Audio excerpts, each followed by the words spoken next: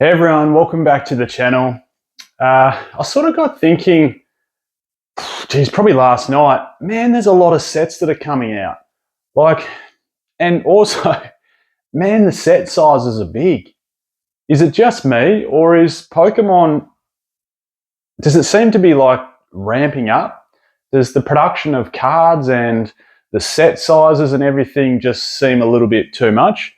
Please let me know your thoughts below. Do you think Pokemon are just printing too many cards? Do you think there's too many sets coming out?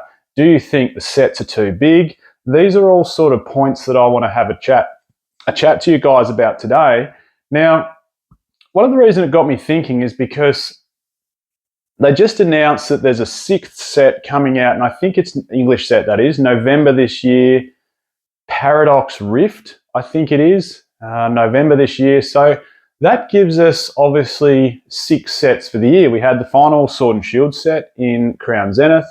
We had obviously Scarlet and Violet base come out. Then we had Paldea Evolve, which feels like only yesterday that came out.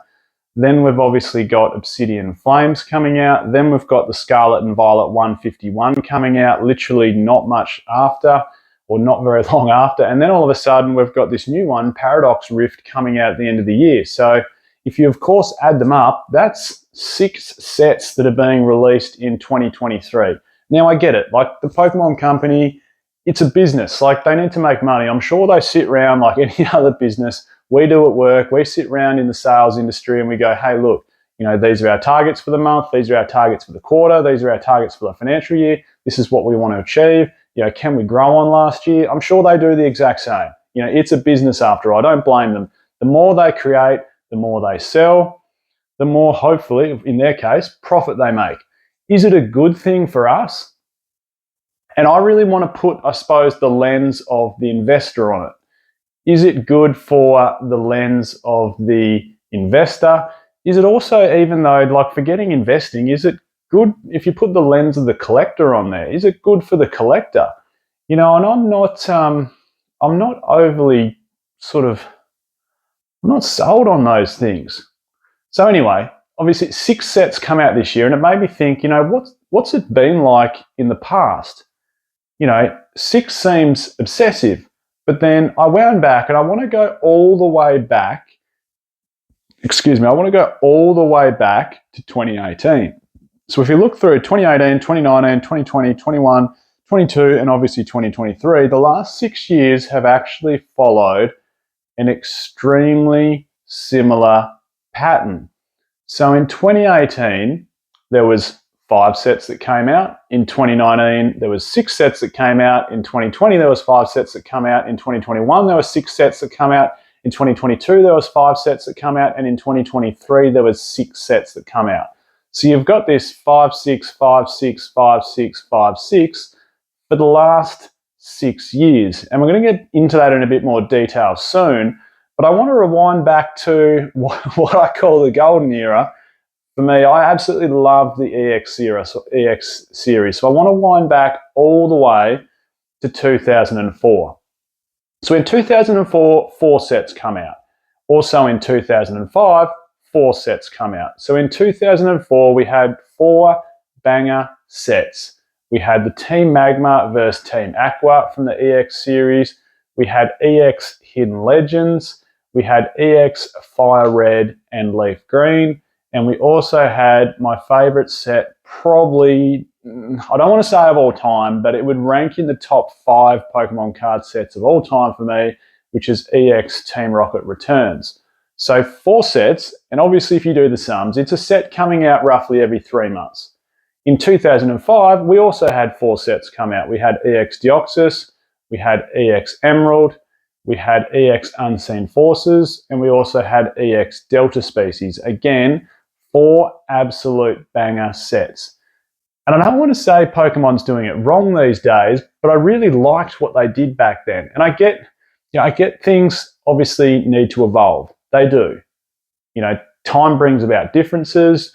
New sets bring about differences. You can't keep things the same forever. If you keep things the same, it feels like it's not changing. If it's not changing, you feel like it's not growing, and it doesn't feel new to both old collectors and new collectors. So Like, I understand things need to change, but if we look back to the glory days, like, I shouldn't call them the glory days, but I do. If you look back to the glory days, you know, what was so wrong with having 100 to 110 cards in a set?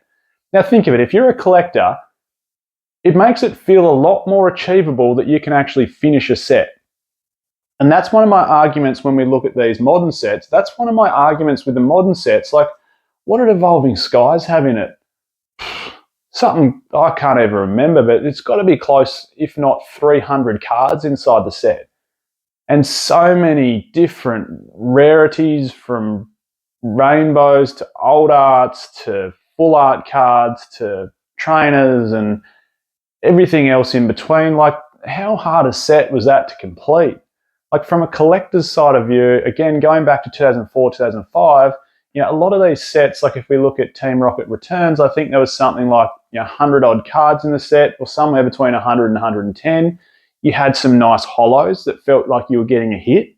You also had some beautiful reverse holos, which also felt like you were getting a hit. You also had EX cards, obviously with the silver, with the holo around the edging with the borders. And then you had proper chase cards. You had proper nice gold star cards, which were really hard to get. Like, the odds of those cards, which you could argue is similar to an alt art, but the odds of those cards were roughly 1 per case, which is sort of 1 per, you know, 6 booster boxes for a gold star. And if you think your set's got 3 gold stars, it means you're going to have to open, you know, somewhere in the vicinity of 18, well, mathematically 18 booster boxes to pull the gold star that you want. So you had this proper chase card, but you know, you could finish the set quite comfortably, plus you could get some nice hits along the way, plus you have those proper chase cards. I don't know, is that better or is now better? And like I was saying, I get it. When a new era comes out, like Scarlet and Violet, you've got to have something new. You know, we have obviously these new special illustration rares and a few other things. Like, I really like the look of those cards, but man, like, the sets are just getting so hard to complete. Like I was saying, please let me know in the comments below. What do you think? Am I holding on to the past here with these old sets, thinking they were sort of, you know, A, better for the collector and easier to finish, B, just the thrill of that proper real chase card, those ones you wanted to get, and C, sort of that feeling of a nice reverse and possible, you know, holo hit every second or so pack? I don't know. Am I am I living in the past too much? Do I need to move on? What do you guys think? Anyway, I suppose I'm almost sounding like I've got some gripes today. I don't really, but I just wanted to sort of discuss this topic a little bit more. So if we wind forward to now, right? So 2023, we've got 6 sets coming out. And like I was saying, last year we had 5. The year before that, 2021, we had 6. The year before that, 2020, we had 5. The year before that, 2019, we had 6. And the year before that, we had 5 in 2018. Now, there's a few things that it sort of made me think about when we get too many sets. Okay, it makes the collecting really, really difficult.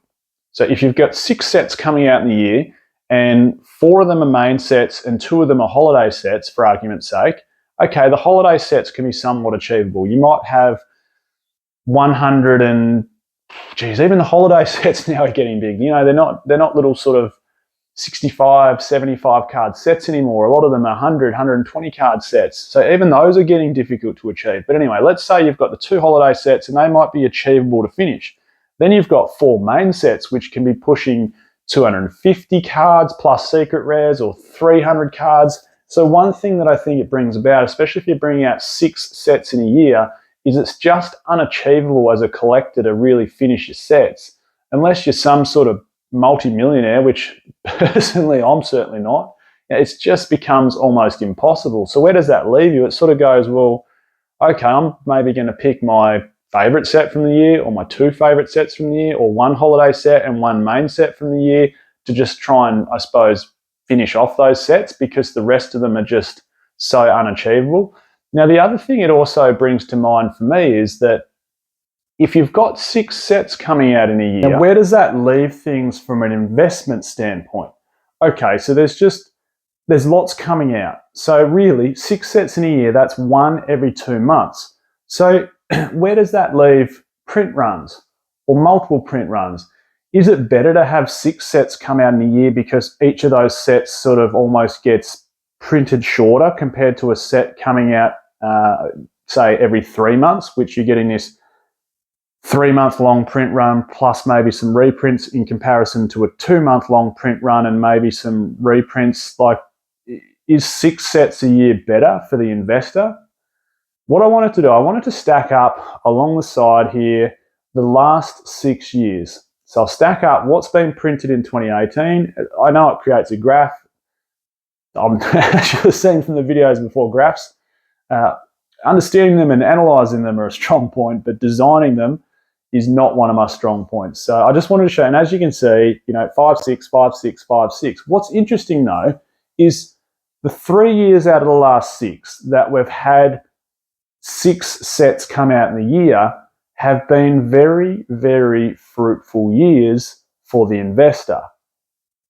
Now, if we go back to 2019, there was some absolute banger sets that come out this year. And a lot of them, by the way, were short printed. So is it because there was 6 sets that come out in the year that made it short printed?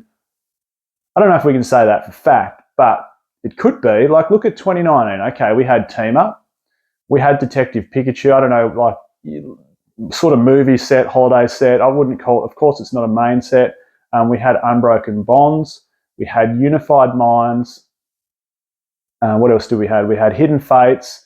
And we, of course, had Cosmic Eclipse.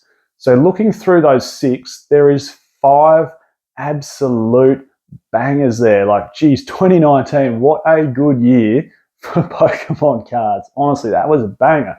And then fast forward to 2021, when we also had 6 sets, some of which have also increased in value very, very rapidly. And that's the trend I want to discuss in a second.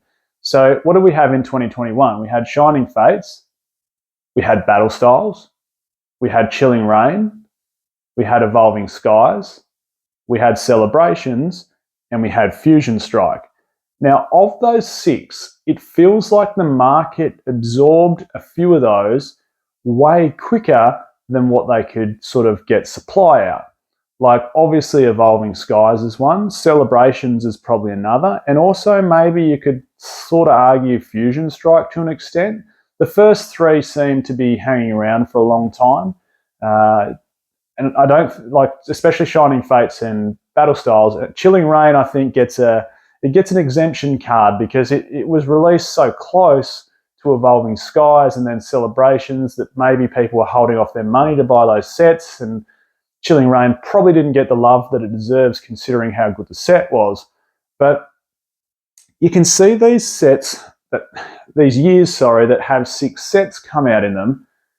You get this, I don't like to call it a trend because it's too early to say, but you get this notion almost that out of those 6, they can't all be reprinted consistently and constantly. There's some of them that are going to get left a little bit short printed where the market's demanding more than what the supply is. So if we sort of follow that trend, will 2023, and think about the sets we've got, right? Crown Zenith, absolute banger. Scarlet and Violet base, okay, it's a base set. We know it's an introduction to the new era. We know that it's going to be an introduction to some new game mechanics and some new artwork. Then we've got Paldea Evolved, which in my personal opinion could be a bit of a sleeper set, particularly if it doesn't get large reprints, because like I was saying, 6 sets in the year. Then we've got Obsidian Flames coming out, which also could be quite a sleeper set considering it's so close to Pokemon 151. And then we've got that Paradox Rift coming out at the end of the year. So like the other times there's been 6 sets printed in a year, there seems to be almost this hole where a couple of sets get short printed because, I don't know, maybe there's just so many sets coming out, the Pokemon company wants to pump them out, and a couple get lost in translation, and then supply can't reach demand a little bit, and then we get these huge influxes in price, like what we've seen obviously with sets like Team Up and like Cosmic Eclipse, and like we've seen with Evolving Skies and to an extent Celebrations. So is something similar going to happen in 2023 to 1, 2, 3 maybe of these sets that come out? Would you put the mortgage, so to speak, on this advice that I'm giving you? Probably not. It's too early to tell. But you could also say, well, all of these sets that seem to be coming out this year seem pretty solid. So is it a risk parking some money into them? Probably not. So again, please leave me some comments down below. What do you think? I feel like I'm sort of knocking them. I feel like I'm sort of knocking the Pokemon company. I'm not, and I'm not having a gripe, but it does feel to some degree that there's a lot of sets coming out, and from an investor's standpoint, like I was saying, that to summarise the whole conversation today, that there's that argument that maybe it's a good thing if 6 sets come out in a year, because maybe 1, 2, or 3 of those might be short printed a little bit, and therefore they could rise in price quite rapidly, like those examples I told you before: Evolving Skies, Team Up, Cosmic Eclipse, etc. I think it certainly makes it hard, very hard for a collector, particularly if you're a kid getting into collecting these cards. Like, man, that's going to be hard. Geez, what are you got to spend your pocket money to try and, the moment you get one binder for your new set and you get, I don't know, 120 cards out of a 300 card set in there, the new set's already out, then you've got to start again. So that makes it a bit hard. So what does everyone else think? Do you think it's overprinted? Do you think there's too many sets coming out in a year? Do you think the sets are way too big now? And what do you see the impact? What do you see the impact in terms of for the investment side and the collectability side? I've certainly voiced my opinions. I actually think, because it is about investing, but from an investing point, I don't think 6 sets in a year is a bad thing, and that's my argument. I know it's too hard or too early to tell, but that example that I was showing before, every time there seems to be 6 sets in a year, 1 or 2 of them is going to end up being short printed.